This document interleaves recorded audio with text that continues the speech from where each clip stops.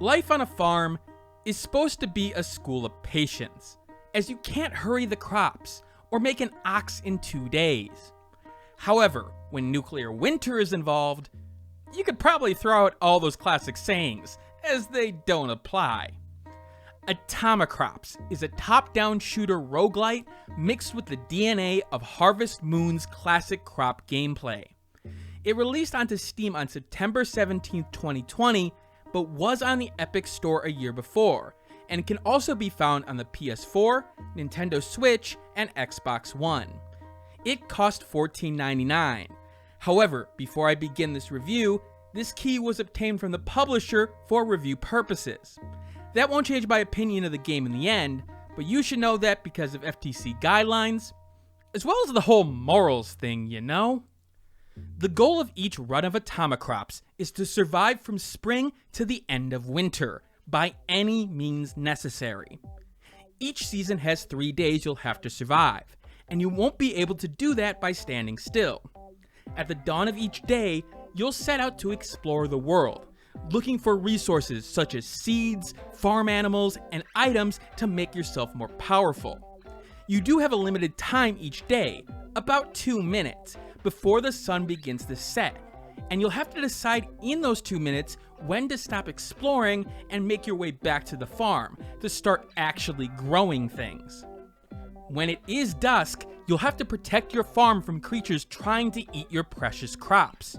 If you survive, you'll be taken back to the town to trade your crops for currency, to buy items, give roses to prospective suitors, and most importantly, buy guns. Big guns. So with so many systems to talk about, let's start with the combat. The combat of Atomicrops will feel somewhat familiar, if a little lacking, when you first start firing at the mutated plants, beefalo, and cousins of Woodman. Enemy variety is reasonable, with good bullet patterns and ample enemy aggression types. This causes you to adapt to your surroundings and not keep one single strategy, or you're going to get hurt badly. It is the type of combat that's not extra difficult, however, but small lapses of judgment will result in hits to your compact health pool, and it was surprising that even after many hours, the game was still able to catch me off guard on a reasonably regular basis. Part of that was the difficulty year system, which did upgrade the challenge in more ways than beefing up enemies, as new enemy types such as ghosts that you couldn't hit, or killer weeds that could come back, ended up making the game's long haul feel rewarding as you got better and better. Bosses unfortunately are the weakness here, as once you recognize their patterns, they don't really give any sort of challenge, even in the later game. Sure, you'll die to a boss here and there, especially Old MacDonald, but unfortunately, once you get a hang of each boss, especially in the later years, they start to not really feel like a threat, even when you have a lot more around you and a lot more chaos. In fact, the smaller enemies are the chaos that you have to worry about, because they can sneak up on you and sometimes blend into the background. I think the thing that could be most improved about this combat is the type of weaponry. Now, things like the flamethrower, for example, is a good change of pace compared to, let's say, the minigun. But there are certain weapons that are a little bit out there that just don't work compared to the others.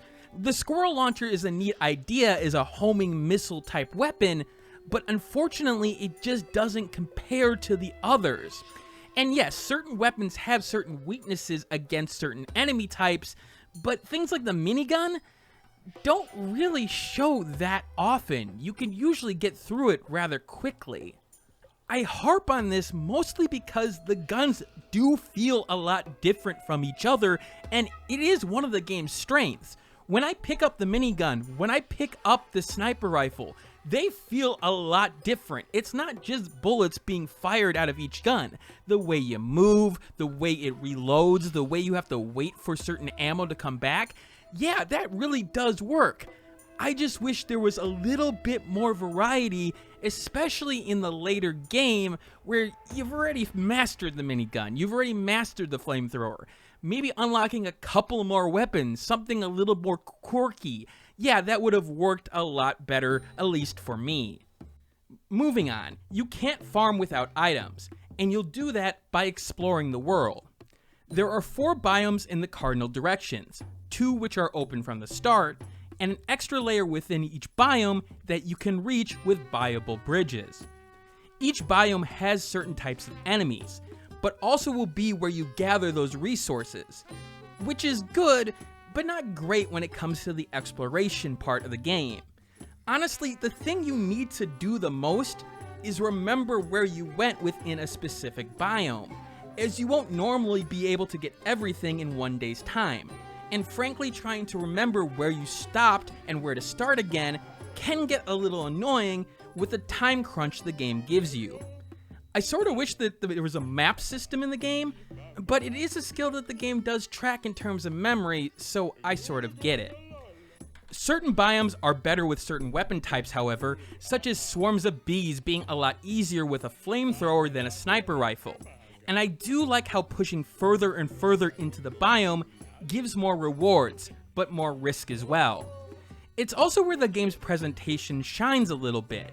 Yeah, sure, the comical crops when you are at your farm is nice and all, but you start to get a real sense of the world by going into these 4 different biomes and seeing the little enemies that you come across and the little twists on foxes and beefalo and stuff like that. The comical nature of the presentation as a whole is what drew me to the game in the first place, and it still sticks with me from here on out. Even though at times it is a little bit weird. Not exactly sure what's going on with her mouth right now, but okay, sure, why not? Now, when it comes to the procedural generation of those biomes, I do think a little more can be done. Sure, you'll start to recognize enemy patterns and the tile-like system that each biome has, but I also wish that the biomes maybe change direction, or maybe some of the biomes have some extra elements, or maybe are a little bit larger in certain areas. They're all pretty the standard size from one to the next, and I do think the game could have mixed that up a little bit more. That's going to be a weird consistency in this review. I love this game. I played a lot of hours of it. I mean, take a look at this. Granted, that's not how many hours I actually played. I did leave it on several times, but compared to all the other games I've played, I played a lot of this and enjoyed it from start to finish. It's a lot of yeah buts in terms of the improvements that can be made to this game, and if those improvements are made, I feel like this game could be on the level of something like, I don't know, Dead Cells or Rogue Legacy. I know that's a lot to say, but the unique elements of this game, and in particular the exploration, could be really expanded on and really bring the game to the next level. I'm thinking of something like Don't Starve and how you find some unique elements out in the world, and yeah, you may get them different from time to time. But those resources fuel the other gameplay here, the farming and the management. The farming isn't exactly everything you would have come to expect from Stardew Valley or Rune Factory. Sure, you'll need to dig out plots, plow them, water them, and so on. But elements like the use of fertilizer to make things grow faster, the scarcity of pickaxes for more usable plots so that you can actually dig on the ground, and crops combining into mega crops for 2x2 areas, there's a lot of neat ideas here, and those are really suited to the roguelike quick nature of the game. Granted, it's a lot more chaotic than your usual farming simulator affair. A lot of the time, you'll be trying to plant seeds at the end of the day, or even while you're battling things at night to maximize your resource finding time. And there are little things that annoy me about that, like getting caught on your own crops when trying to avoid bullets. But in the same breath, the absolute chaos is what makes it succeed, as even the simple putting down of one seed, could make things a lot more difficult for yourself if you need to get a 2x2 big crop going, or even have the room to get that precious heart seed that your health is screaming for. The management part of the game is overlooked, and frankly, it's what makes the game so fun and stand out from others in the genre. That in itself brings you to the game's biggest strength, the decision making. The game will ask you to make decisions regularly, and you have to do it under the gun. Remember, that time limit. Do you take the vinaigrette to take a little bit of value from all the weeds that you end up cutting? Or do you take a shield that's created every time you water your crops? How about a drone that can actually put more pressure on creatures that are attacking you? Or is that overrated compared to being able to dig up the ground by merely walking? These tough decisions can make for really fun and unique runs, but also made sure that you couldn't just rely on one decision to make your overall run a success, thanks to great decisions by the developers with things like the weapons mostly breaking after every day. Yes, even the upgraded versions. You constantly have to be working, and you can't rely on your past success. That makes you make more decisions, and that's where you have a lot of fun. It's the combination of items that really can work here because of the way these items were designed. A lot of them are very specific, things like being able to get more money from weeds, and that combines well with a tractor that weeds things very easily. And most everything is balanced in that way. It's not too overpowered in one area, and thus you have to use a combination of everything in order to succeed. With a few exceptions. The watering cow, for example, yeah, that one is sorta necessary. The fact of the matter is that while you're off going and exploring, you can't water. And yes, you can't put down seeds and you can't do other things there, but the watering part and the time part in particular can be used if you have that watering cow. And while I appreciate the unlockable characters having different features, the one who has a higher chance of not having his weapon break was the one that I constantly found success with because I was saving so much money without my gun breaking and having to upgrade it. I do feel like balance changes could help the game in the long run, but the game's X factor, even more than the choices, even more than the gunplay, even more than anything else, is the synergy between all the different mechanics that I have explained to you here. The fact is, even parts of a game that may not necessarily be 100% effective can combine together with other parts that may not be 100% effective and make a game that really succeeds in all fronts. And that is what Atomicrops is to me. Sure, there's little problems with the combat. There's little problems with the farming elements. There are little things that I complain about here and there. But they don't drag the game down in any sort of way to a point where your experience is lessened. Little sound cues like, little animals doing a little bit of a click or little shots that end up going off. They add to the presentation of all the visuals that are in front of you and the fun gameplay, the fun shooting, the fun farming simulation. They all pull each other up even when there are weaknesses. And that is a very good sign of a game that was designed well from the get-go.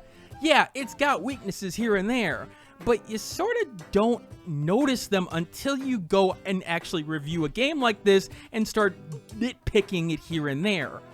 And that's the great thing about Atomicrops. You don't notice those problems when you're in the game. You're sort of focused on it, sort of focused on everything around you and the chaos around you, that you sort of don't realize this little issue here, this little issue there. And that's pretty special. In the end, Atomicrops is a game that should resonate strongly with those who love the roguelite genre, but want a great twist on the formula with the management elements of crop production. It's a game that delivers as you put more time into it, having enough variety to not get too boring, but not too crazy where you can't strategize each run.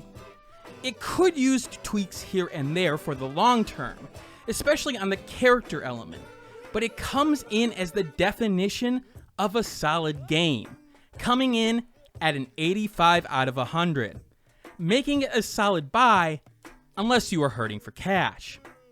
That, however, doesn't take into account my enhancer system, which takes the subjective elements that are unique to the player and matches a game specifically to you. If you fall into one of the following categories strongly, add or subtract that score to the main score. If the first digit of your score changes, refer to this chart to determine where the game falls in the buyability range for you. Imagine that. Dragnix Post 2018 has pushed 3 reviews out in a month's time. Granted, they're shorter, but nevertheless, who would have guessed? Next on the plate will be a new series, a roguelite rundown, starting with the Ring of Pain. Basically, it's a successful run from a roguelite game where I do give review commentary, but it's less formal. Look forward to that in the next 2 weeks. I will ask people to hit that subscribe button if you want more content like this, as apparently telling you is more effective than asking for some reason. But I also ask to leave any games that came out in 2020 that you think are overlooked in the comments below. I am trying to do my 2020 underrated games list, as I'm not happy I missed 2019's. Anyway, this is Dragnix signing out, and as always, keep on gaming.